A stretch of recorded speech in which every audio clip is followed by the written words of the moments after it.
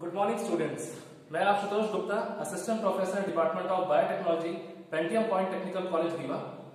Dear students, आज का जो हमारा टॉपिक है वो है आइसोथर्मल टाइट्रेशन कैलोरीमेट्री। ये ऑनलाइन वीडियो आपके लिए इसलिए बनाया जा रहा है ताकि इस कोविड-19 में जो लॉकडाउन चल रहा है, इस लॉकडाउन के पीरियड में आपकी पढ़ाई का नुकसान ना हो और आप घर बैठे ही अपनी पढ़ाई को जारी रख सकें। इसलिए इस वीडियो का आप भरपूर इस्तेमाल कीजिए। जो डाउट होता है उस डाउट को पूछिए भी, जो सजेशन होता है वो सजेशन भी बताइए और अपनी पढ़ाई को सुचारू रूप से जारी रखिए। तो हम लोग शुरू करते हैं अपने इस टॉपिक पर, आइसोथर्मल टाइट्रेशन कैलोरीमेट्री। मेरी उम्मीद है कि आप लोगों ने कैलोरी शब्द का नाम जरूर सुना होगा और कैलोरी क्या होती है इसको आप जानते भी होंगे। सिंपली एनर्जी के यूनिट है जिसको बेसिकली जोड़ा तो वैसे न्यूट्रिशन न्यूट्रिएंट के साथ जाता है। फूड में अलग अलग फूड में अलग कैलोरीज होती है, लेकिन यहां पर जो हमें इस शब्द का मतलब निकालना है वो हमें एनर्जी से ही है। लेकिन वो हीट एनर्जी, एंट्रोपी, एंथैल्पी, इस सब से रिलेटेड हमें यहां इस टॉपिक में बात करनी है। आप लोग जानते हैं कि जब भी किसी दो केमिकल्स को किसी सॉल्यूशन में जब मिक्स किया जाता है तो सॉल्यूशन में जब दो केमिकल आपस में मिलते हैं तो उन दोनों केमिकल के बीच में कुछ न कुछ रिएक्शन होती है और उस रिएक्शन में किसी न किसी प्रकार का चेंज जरूर उत्पन्न होता है। कई सारे थर्मोडायनेमिक चेंजेस होते हैं। तो यदि हम उन थर्मोडायनेमिक चेंजेस को यदि हम मेजर कर लें तो उस चेंजेस को मेजर करने से हमें बहुत सारी इंफॉर्मेशन भी प्राप्त होती है और उस इंफॉर्मेशन को यूज करके हम साइंस में नए नए डेवलपमेंट कर सकते हैं, हम रिसर्च को आगे बढ़ा सकते हैं। तो इस टेक्निक का जो नाम है आइसोथर्मल टाइट्रेशन कैलोरीमेट्री। पहले मैं बात करना चाहूंगा कैलोरीमेट्री की। कैलोरीमेट्री बेसिकली क्या है, एक कैलोरीमीटर क्या है कि एक ऐसा इंस्ट्रूमेंट जो बेसिकली कैलोरीज मींस एनर्जी को मेजर कर सके और उसी को मेजर करने वाली जो टेक्निक है वो कहलाती है कैलोरीमेट्री। तो हमारा जो टॉपिक है आइसोथर्मल टाइट्रेशन कैलोरीमेट्री, ये एक्चुअल में कैलोरीमेट्री का एक प्रकार है, एक टाइप है जिसे हमें आज इस वीडियो के थ्रू समझना है। इस शब्द में आप देखिए आपको कई सारे वर्ड्स मिलते हैं। पहला मिलता है आइसो, दूसरा मिलता है आपको thermal, third one is titration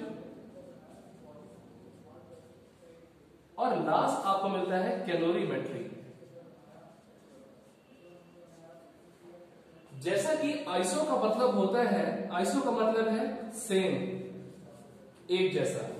thermal मतलब यहां पे कहीं पर टेम्परेचर और हीट की बात हो रही है। नेक्स्ट हमारा टाइट्रेशन। टाइट्रेशन आप लोगों ने स्कूल में केमिस्ट्री में किया होगा, एसिड बेस वगैरह में आप लोगों ने केमिस्ट्री के बहुत सारे टेस्ट में आप लोगों ने टाइट्रेशन जरूर किया होगा। और लास्ट वर्ड जो है हमारा कैलोरीमेट्री मींस उसी एनर्जी को, उसी हीट को मेजर करने की एक टेक्निक। स्टूडेंट्स, ये जो टॉपिक है ITC isothermal titration calorimetry, basically हम इसका इस्तेमाल तो हम केमिस्ट्री में करते हैं, लेकिन हमारे लाइफ साइंस में अब ये हम इसको बायोकेमिस्ट्री में इसको ज्यादा से ज्यादा यूज करते हैं, क्योंकि हमारे एंजाइम्स और प्रोटीन्स ये ऐसे बायोमोलिक्यूल्स हैं जिनमें हमें बाइंडिंग, उनके सबस्ट्रेट के प्रति उनकी बाइंडिंग को सुनिश्चित करना और बाइंडिंग के बारे में जानना बहुत जरूरी है। तो उस स्टडी को करने के लिए हमें ये कैलोरीमेट्री की आवश्यकता होती है। एक बड़ा एग्जांपल हम आपको यहां पर देना चाहते हैं कि जैसा आप देखिए कि पानी में हम चूना जैसे मिलाते हैं। मैं बहुत साफ भाषा में उस वर्ड का इस्तेमाल करना चाहता हूं कि जिसमें आपको चीजें समझ में आए। चूना आप सभी जानते हैं। जब उस चूने में हम पानी में हम चूना को डालते हैं तो वहां पर क्या रिएक्शन होती है? हीट वहां से इवॉल्व होती है, एनर्जी इवॉल्व होती है, वहां से रिलीज होती है। तो इसी प्रकार की विभिन्न प्रकार की एनर्जी और कई प्रकार के चेंजेस अलग अलग केमिकल्स के मिलने से होती है। जब अलग अलग प्रकार के केमिकल्स आपस में इंटरेक्ट होते हैं, उनकी भी जब कोई रिएक्शन होती है तो कई प्रकार के चेंजेस आते हैं। उन्हीं चेंजेस को मेजर करने की जो टेक्निक है वो कहलाती है आइसोथर्मल टाइट्रेशन कैलोरीमेट्री। बेसिकली इस टेक्निक में हम हीट एनर्जी की बात कर रहे हैं। हीट एनर्जी के अलावा भी और भी अन्य पैरामीटर्स हैं, हम लोग उसका भी अभी आगे बात करेंगे। तो हम लोग इस टेक्निक को आगे बढ़ाते हुए हम लोग चलते हैं डायरेक्टली इसकी वर्किंग में। और वर्किंग में हम आपको इसके एक एक जो इंपॉर्टेंट पार्ट्स हैं उन पार्ट्स के बारे में भी आपको बताने वाले हैं कि कैलोरीमेट्री में कौन कौन से पार्ट्स हैं, उनका क्या रोल है, और ये जो टेक्निक है ये कैसे काम करती है। हम लोग शुरू करते हैं अपने इस टेक्निक पर। तो जो थर्मल टाइट्रेशन कैलोरीमेट्री है, इसकी वर्किंग को जानने से पहले हम इसकी तरह इंस्ट्रूमेंट के बारे में जानते हैं। देखिए यहाँ पर टाइम को बचाने के लिए मैंने यहाँ पर ऑलरेडी पहले से एक डायग्राम बना के रखा है जो पूरी तरीके से ITC को रिप्रेजेंट कर रहा है। यहाँ सिंपली एक कैबिनेट बना दिया गया है। इस कैबिनेट के अंदर 2 सेल है। ये जो आप डार्क कलर देख रहे हैं ये सेल है।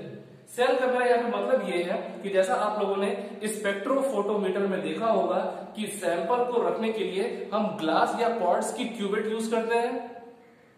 डिपेंड करता है वेवलेंथ पर कि हम कब ग्लास यूज करेंगे और कब क्वार्ट्ज की क्यूबेट हम यूज करेंगे। उस क्वार्ट्ज को आप देखिए कि वो ऐसा लंबा सा होता है, थोड़ा सा स्क्वायर शेप का होता है। उसकी 2 वॉल ट्रांसपेरेंट होती है, 2 वॉल ओपेक होती है। हम उसमें एब्जॉर्प्शन वगैरह को डिटरमाइन करते हैं, पता करते हैं कंसंट्रेशन वगैरह को। स्पेक्ट्रोफोटोमीटर में जो जिस कहना चाहिए कि जिस पार्ट में हम अपने सैंपल को भरते हैं वो क्या जाता है क्यूबेट। तो यहां पर इस कैलोरीमेट्री में भी हमें सैंपल को रखने के लिए वैसे ही एक क्यूबेट के जैसे एक सैंपल होल्डर की आवश्यकता है, लेकिन यहां पर हमने जो नाम लिया है वो है हमारा सेल। यहां पर हम 2 सेल यूज करते हैं। एक सेल होता है हमारा रेफरेंस सेल और एक होता है हमारा सैंपल सेल। रेफरेंस सेल में हम अपना या तो वाटर को यूज करते हैं या फिर बफर को यूज करते हैं। ये सिर्फ एक कंट्रोल करने के लिए हम यूज करते हैं रेफरेंस सेल। और जिस सैंपल की, जिस केमिकल की हमको स्टडी करना है उसको हम यूज करते हैं सैंपल सेल में। सैंपल सेल रेफरेंस सेल दोनों ही कनेक्टेड है। चूंकि हमको सैंपल सेल में जो भी हमारी रिएक्शन है, जो हमारी स्टडी है, हम इस टेक्निक के द्वारा ये स्टडी करने वाले हैं कि जब 2 या 2 से ज्यादा केमिकल को किसी सॉल्यूशन में, लिक्विड में जब मिलाया जाता है तो उसमें किस किस प्रकार के चेंजेस होते हैं और उस चेंजेस में क्या क्या चीजें हैं। जैसे कि हीट में चेंजेस आता है, हीट या तो इवॉल्व होती है या लगती है। और भी नए प्रकार के जो चेंजेस होते हैं, एंट्रोपी वगैरह। तो चेंजेस कई प्रकार के हैं। हम बेसिकली यहाँ पर हीट को मेजर करने की बात कर रहे हैं। तो जो रिएक्शन होगी वो हमारी सैंपल सेल में होगी और इसको कंट्रोल मतलब इसको कैलिब्रेट करने के लिए हम एक रेफरेंस का हम इस्तेमाल कर रहे हैं जिससे कि हम अंतर को समझ सकें। रेफरेंस हम यूज कर रहे हैं अपने वाटर को या फिर बफर को। आगे बढ़ते हैं। जैसे कि हमने आपको बताया था कि इस टेक्निक के द्वारा हम मेजर करते हैं किन्हीं 2 केमिकल कंपाउंड के बीच जो रिएक्शन हो रही है उसके में पैरामीटर्स, उसमें चेंजेस हो। इस टेक्निक में हमने सैंपल सेल के अंदर अपना भर रखा है मैक्रोमोलिक्यूल्स, वो मॉलिक्यूल जिनमें टारगेट साइट प्रेजेंट होती है। और इस टारगेट साइट से बाइंड करने वाला मतलब सैंपल सेल के अंदर जो मैक्रोमोलिक्यूल है उस मैक्रोमोलिक्यूल की टारगेट साइट से बाइंड करने वाला लिगैंड हमारा इस सिरिंज में प्रेजेंट है। इतनी बात मेरे ख्याल से क्लियर होगी कि एक कैलोरीमीटर के अंदर 2 सेल, एक रेफरेंस सेल, दूसरा सैंपल सेल। रेफरेंस सेल के अंदर वाटर या फिर बफर यूज करते हैं और रेफरेंस सेल के और सैंपल सेल के अंदर जो सेकंड वन है हमारा सैंपल सेल, उस सैंपल सेल के अंदर हम अपने सैंपल को रखते हैं।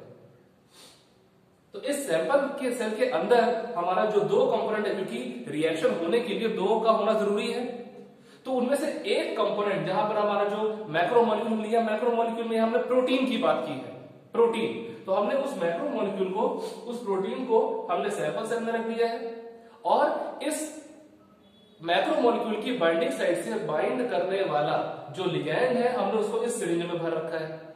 अब जैसे ही यहां पर हम सिरिंज से अपने लिगैंड को सैंपल सेल में हम इंसर्ट करेंगे, इंजेक्ट करेंगे, हमारा लिगैंड इस सैंपल सेल में रखे मैक्रोमोलिक्यूल के साथ जाकर बाइंड करेगा। सैंपल सेल के अंदर जो मैक्रोमोलिक्यूल है उसकी बाइंडिंग साइट से जाकर बाइंड कर देगा। जैसे ही बाइंडिंग होगी हमको एक यहां पर एक ग्राफ के रूप में हमें एक प्लॉट मिलेगा। ये पीक हमारी नीचे की ओर आ जाएगी। आप यहां इन दोनों को कनेक्शन बना के देखिए कि हमने सिरिंज से, इंजेक्टर से लिगैंड को इंजेक्ट किया, जैसे हम लोग इंजेक्शन लगाते हैं। अब ये लिगैंड सैंपल सेल में आया। सैंपल सेल में हमारा मैक्रोमोलिक्यूल जो कि हमारा प्रोटीन है, जहां पर हमारी बाइंडिंग साइट है, तो यहां पर सैंपल सेल के अंदर हमारा प्रोटीन और लिगैंड दोनों के बीच बाइंडिंग हुई। जब बाइंडिंग हुई है तो निश्चित सी बात है किसी न किसी प्रकार का चेंज भी होगा, टेम्परेचर बढ़ भी सकता है अधिकतर केसेस में। तो रेफरेंस सेल में ऐसा कुछ नहीं हो रहा, रेफरेंस सेल में ऐसा कुछ भी नहीं होगा। यहां पर सिंपल चीज क्या होगी कि रेफरेंस सेल और सैंपल सेल, एक बार मैं आपको यहां पर बता दूं कि दोनों सेल हमारे एक थर्मोकपल थर्मोपाइल के द्वारा जुड़े होते हैं। एक दोनों सैंपल को यहां पर इंजेक्ट करने से पहले हम दोनों का टेम्परेचर एक बराबर रखते हैं, means sample cell reference cell का टेम्परेचर एक बराबर होता है। फिर हम एक निश्चित वोल्टेज के करंट को पास करते हैं जो रेफरेंस सेल पर पास करते हैं। रेफरेंस सेल डायरेक्ट वे में एक डायरेक्ट सर्किट को जनरेट करता है और यहाँ पर सैंपल सेल लेके हीटर को एक्टिवेट कर देता है। जैसे हीटर एक्टिवेट होता है उसके बाद हम लिगैंड को इंजेक्ट कराते हैं। लिगैंड नीचे क्यों रहा है? सैंपल सेल में। सैंपल सेल का टेम्परेचर थोड़ा सा बढ़ चुका है क्योंकि यहाँ पर लिगैंड और मैक्रोमोलेक्यूल दोनों के बीच रिएक्शन हो रही है। अब सैंपल सेल का टेम्परेचर और रेफरेंस सेल दोनों का टेम्परेचर शुरुआत में एक बराबर था, लेकिन दोनों के बीच रिएक्शन होने से मतलब सिरिंज में जो लिगैंड है और मैक्रोमोलेक्यूल जो सैंपल सेल में रखा है, जब इन दोनों के बीच जब रिएक्शन होगी तो टेम्परेचर यहाँ पर बढ़ेगा। तो निश्चित सी बात है कि रेफरेंस सेल की तुलना में सैंपल सेल का टेम्परेचर बढ़ेगा। जैसे इन दोनों के बीच जो बाइंडिंग होगी, जो भी रिएक्शन होगी, वो हमें इस पीक के द्वारा मिलेगी। बाइंडिंग हुई, पीक नीचे आई, बाइंडिंग खत्म, ये वापस अपनी बेस लाइन में चली जाएगी। सेकेंड राउंड फिर से हमारा लिगैंड इंजेक्ट होगा, रिएक्शन हुई यहां पर, पीक हमारी अगेन यहां पर नीचे आई, इसके बाद बाइंडिंग खत्म, ये हमारा पीक वापस से बेस लाइन में ऊपर चलेगी। इस प्रकार कई बार जब हमारे लिगैंड हमारे मैक्रोमोलेक्यूल से बाइंड होते रहेंगे, दोनों के बीच रिएक्शन होती जाएगी और दोनों के रिएक्शन में जैसे भी जो चेंजेस आएंगे वो हमारे चेंजेस इस पीक के द्वारा ऐसा रिकॉर्ड होते जाएंगे। लेकिन एक कंडीशन ऐसी आएगी कि सैंपल सेल के अंदर जो हमारे मैक्रोमोलेक्यूल्स हैं, क्योंकि सैंपल सेल के अंदर हमने एक बार मैक्रोमोलेक्यूल्स को रख तो दिया, लेकिन अब लिगैंड को हम कंटिन्यूअसली इंजेक्ट करते जा रहे हैं। तो एक कंडीशन ऐसी आएगी कि जब सैंपल सेल के अंदर रखा हुआ जो हमारा मैक्रोमोलेक्यूल है उसकी सारी की सारी टारगेट साइट लिगैंड से सैचुरेट हो जाएगी, पूरी की पूरी टारगेट साइट भर जाएगी। अब हमारे मैक्रोमोलेक्यूल किसी भी लिगैंड को बाइंड नहीं करा सकता और ये प्रोसेस धीरे धीरे होगी। एक बार में पूरे लिगैंड बाइंड कर गए, अगली बार भी दूसरे बाइंड कर गए, तीसरी बार इंजेक्ट किया तो कुछ बाइंड किए, थोड़ा सा स्पेस रह गया। ऐसा करते करते हमारा ये जो लाइन है, ये कर्व, ये धीरे धीरे करके सिमटने लगेगा। हमें इस प्रकार का एक ग्राफ मिलेगा। हम इसके पीक्स में भी हम ऐसा मिलाते हैं तो हमें कुछ ऐसी एक लाइन मिलती है। इस प्लॉट से हमको ये समझ में आता है कि शुरुआत में हमारी बाइंडिंग हो रही थी परफेक्ट, और जैसे से लिगैंड हम बढ़ाते गए वैसे वैसे जो सैंपल में जो हमारे मैक्रोमोलेक्यूल जो टारगेट साइट थी वो सैचुरेट होती गई। इस कारण से हमारा ये ग्राफ ऐसा बनता चला गया। तो ये है आइसोथर्मल डायनेमिक कैलोरीमेट्री की वर्किंग, जिसमें आपको बताया कि जब दोनों कंपाउंड लिगैंड और मैक्रोमोलेक्यूल आपस में मिलते हैं, दोनों के बीच रिएक्शन होती है और रिएक्शन होने के दौरान जिस भी प्रकार के थर्मोडायनामिक चेंजेस होते हैं उन चेंजेस को मेजर करने के लिए हमारे इस तरह के सेंसर्स होते हैं जो कि इस तरह का ग्राफ प्लॉट करते हैं। यहाँ पे हमारे दो सेल होते हैं, reference cell and sample cell, दोनों एक दूसरे से कनेक्टेड होते हैं। इस एक्सपेरिमेंट की शुरुआत में रेफरेंस सेल सैंपल सेल का टेम्परेचर एक बराबर होता है, लेकिन जैसे हम लिगैंड को इंजेक्ट करते हैं, लिगैंड को इंजेक्ट करने से पहले हम रेफरेंस सेल में एक निश्चित वोल्टेज का करंट अप्लाई करते हैं। ये डायरेक्टली करंट को सप्लाई करता है सैंपल सेल से कनेक्टेड हीटर में। दोनों के बीच रिएक्शन हुई, लिगैंड मैक्रोमोलेक्यूल के बीच जो भी चेंजेस आए वो हमारे यहाँ पर प्लॉट के रूप में रिकॉर्ड होते जाते हैं। तो इस वीडियो से रिलेटेड अगर आपको किसी प्रकार की कोई क्वेरी होती है, कोई डाउट होता है तो आप उसे पूछिए जरूर। Thank you so much.